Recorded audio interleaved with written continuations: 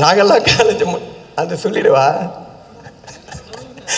என்னென்னா என் ஃப்ரெண்டு ஒருத்தர் இருக்கா சத்யான்னு சொல்லி, என்ன பண்ணிட்டா, நாங்கள் ஃபஸ்ட்டு செமஸ்டரில் எழுதின ஒரு சப்ஜெக்ட் வந்து எல்லாருக்கும் ரிசல்ட் வந்துடுச்சு.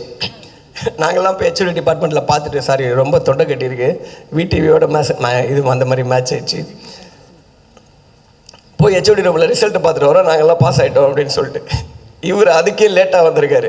நேராக மேலே படிக்கட்டு ஏறி அதை பார்க்க போகிறதுக்குள்ளே அந்த பையன் என்ன பண்ணிட்டான், அவன் பார்த்துட்டு கீழே இறங்கி போகிறான். அவன் மேலே வரும்போது, ஏய் நீ எங்கடா போகிற மேலே அப்படின்னு சொல்லி, இல்லை நான் ரிசல்ட் வந்துருக்கலாம்ப்பா, ஏய் நீலாம் ஃபெயில்ரா வாடான்னு கூப்பிட்டு போயிட்டான். கூப்பிட்டு போனதுக்கப்புறம் ஃபஸ்ட் இயர் முடிஞ்சு ஃபெயிலுன்னு அப்படியே உட்காந்துருக்கா, எல்லாம் முடிஞ்சு. அதுக்கப்புறம் second sem எழுதுறவங்க, third sem, fourth sem, எல்லா செம்மும் இவர் வருவார், அந்த அட்டெம்ப்ட் எழுதிட்டே இருப்பான். அட்டெம்ப்ட் எழுத, ஆனால் இவன் ரோல் நம்பரே வராது கிளாஸில்.